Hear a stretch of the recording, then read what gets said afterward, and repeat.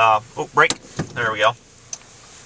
The vehicle, like we said, it has the keyless entry, but as we're kind of pulling out here, I'll start talking a little bit about the door panel over here. We've got power windows and power locks right here on this door panel. What you'll see through the steering column here is the power mirrors. Those will actually operate the mirrors, obviously. Way over here, Will, while we're sitting here, this is your traction control off button.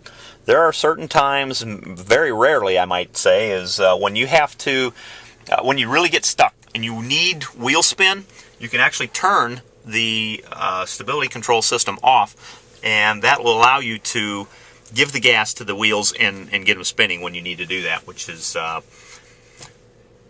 it'll happen from time to time, but you also want to have that on the majority of the time so that irregardless of whether it's hydroplaning on water or black ice or snow or whatever, you'll still have the capability of the safety system to engage and help save the vehicle. All right, I'm going to get somewhere here out of the sun so you can see these gauges. It has what they call Optitron gauges, which means that they're always lit up because they're so deep set in here. You have to have them lit up. If you can get in there and take a look at that, that's what they call Optitron. So they're always lit up. They're always very visible and always very easy to read. We've got a tachometer, speedometer, and then your fuel and heating engine temperature. Very easy, very convenient to take a look at. All right, save something here a little bit.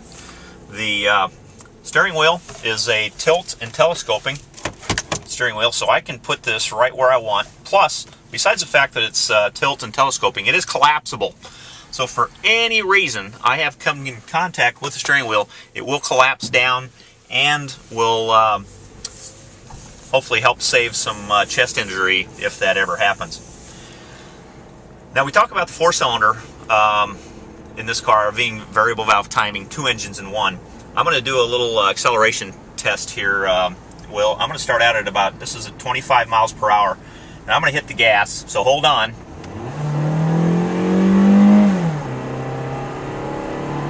And 60 miles an hour. I'll deny that in court, but because you couldn't see there, I was just saying, no, actually it was 60 miles an hour. So you see what I mean about the variable valve timing and the cams forcing the valves open farther. Plenty of power for a little four-cylinder. Believe me, you will not be disappointed. Most people that drive these little four-cylinders really don't even know they're driving a four-cylinder because they act and drive like a 6. But they get the emissions and the fuel economy of a four-cylinder, which is exactly what Toyota's famous for. We're also on a little bit of a noisy pea gravel kind of a back road here. So if you listen real closely, pretty much all you'll hear is how quiet it is. And actually, I can whisper, and you can still hear me. Until we turn this radio on, it's got great speakers, and pretty much it'll blow you out of here. But speaking of the radio, well, if you want to kind of get a shot of the center stack here, we'll talk about that real quick. This is your entire radio system here. It is XM capable, but it requires an antenna and a receiver and a subscription. No, actually, it has an antenna, but it requires a receiver and a subscription. But you've got your AM, FM1, FM2, auxiliary, and a CD player. You've got a single disc slot here, and that's pretty much that's it. This is your climate control system. This controls where the air goes, this controls how fast the air goes, and this controls the air temperature. Your air conditioning button, your rear window defogger and mirror heater, and the recirculate button if you want to take in fresh outside air or heat and cool the inside air very fast. Digital clock readout down here, and then back to your gated shifter. So, we're going to head out into traffic here. Thank goodness nobody was behind us, because I would have probably gotten a little honk by now. Alright, here we go.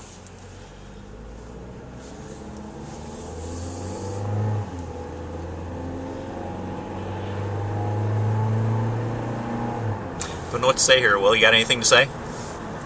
No? How am I doing so far? Have I covered just about everything?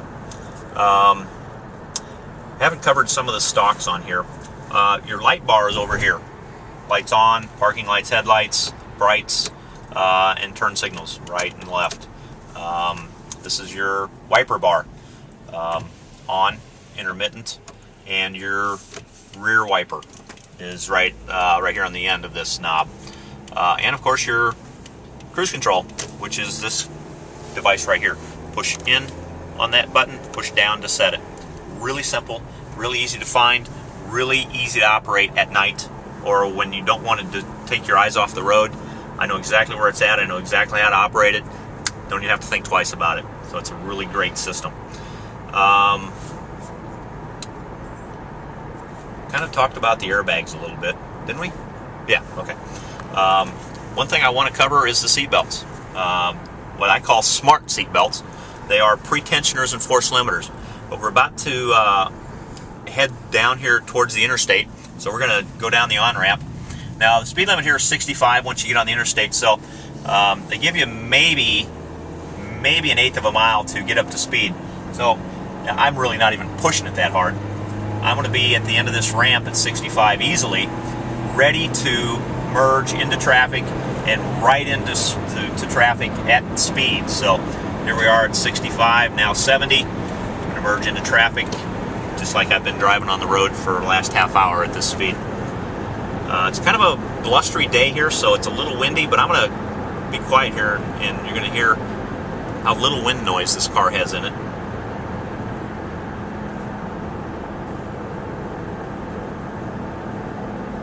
That's because the car is designed to have as little drag or as little wind noise, because even the mirrors, exactly how they are designed, is to reduce the amount of airflow or air turbulence. And of course, a lot of air turbulence right here is going to create a lot of wind noise. So it's very important that everything be designed as slippery and smoothly as possible so that you get better fuel economy and you get a much quieter ride. I'm also going to show you a quick brake check here. I don't have anybody behind me, so this always is exciting for Will. We're going to be doing about 45 miles an hour, and I'm going to hit the brakes, and we're going to come to a real quick stop. Just like that, we're already stopped. So the anti-lock brakes, the brake assist, all of that, the part of the Star safety system are all working together to help maintain a much safer capability of the vehicle. So it's kind of nice, you know. It goes fast and it stops even faster, so it's a great combination to have. We're getting pretty close back to the dealership here. That'll give us a minute to talk about the seat belts here. I want to thank you for coming along on this ride. I know it's fun for me, and I know you've enjoyed it because you've been able to sit at home, sitting there eating chips, lounging around in your PJs, and didn't even have to get out of the house. So I'm more than happy to be able to bring this to you myself. By the way, my name's Rick, so remember that when you come see us here at Shottenkirk. I'm going to stop here real quick, and I'm going to kind of demonstrate real quick how the what I call the smart seat belts. Toyota doesn't really call them that, but I like the term smart seat belts because they have pre-tensioners and force limiters. The pre-tensioners actually mean that the seat belt will always return to its starting position. So I can move around, I can reach for stuff, I can get in the back seat, I can do a lot of things, but the seat belt's always going to come back so it's nice and taut against my chest. The reason that's like that is because if I move forward and the seat belt stays there, in a frontal collision, I'm going to move forward as far as that seat belt will let me. Now I'm in a danger zone with the airbag, so it's going to deploy and it's probably going to cause some harm because it's going to hit me right in the face. With the pre-tensioner, it'll always come back to where it's going to operate at its optimum capability. So you've got I'm going to do this, and that's going to do that, and the airbag is going to do this. Everything's going to operate, that's why they call it supplemental restraint system, because everything working together actually makes you much safer in the car. And the force limiter is once this thing deploys, it relaxes just enough to reduce the impact, because when you hit that seat belt, that's an impact. It's like somebody hitting you in the chest with a baseball bat, but the force limiter eases that impact just enough to hopefully not cause more harm than good. One other thing that we talked about, airbags, is this has got a driver knee blocker airbag, which deploys from under the seat, from under the steering column. So it also helps protect the lower extremities of the driver, but it also keeps the driver from slipping down underneath the steering wheel. So it keeps you propped up, properly positioned, so that the airbags, all the other airbags and seatbelts, can do their job and protect you at an optimum level. Now, we've talked about a lot of stuff on this base car. So I think that you can see that when I say base, I don't mean basic. This is the most basic that they make or make most of these cars. You can get one with crank windows and manual locks, but most people don't expect that anymore out of the vehicles that they buy. So let's go inside here again real quick, and I want to talk to you why this is such a great value. We'll get out and we'll take a look at the window sticker, and we will prove to you why you should make this one of the next vehicles that you look at when you're considering a small compact car. All right.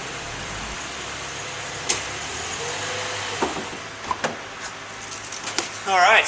I told you this thing had some pep, and besides that, it rides great, it's quiet, and let me show you why now I said it was a great value. Come on over here, let's look at the sticker. First of all, I want to talk real quickly about the warranty, which we haven't really discussed yet. This vehicle is covered under Toyota's standard warranty. 3 years, 36,000 miles, bumper to bumper. It's got a 5-year, 60,000-mile powertrain and supplemental restraint system warranty. So it's well covered, but I don't know, 560, you're thinking, 560, really? Everybody else has got 5,100 or 10,100. Why doesn't Toyota? Well, you know what? Toyota's been the same. Toyota had extended powertrain coverages before anybody else did. And Toyota doesn't need to improve their powertrain warranties, but the other companies do, just to entice you to come take a look at them. Because that's the only thing they can do, is offer better warranty, because Toyota has a better product. So keep that in mind when you're comparing car for car. It's not something that Toyota felt that they had to do to improve its customer base.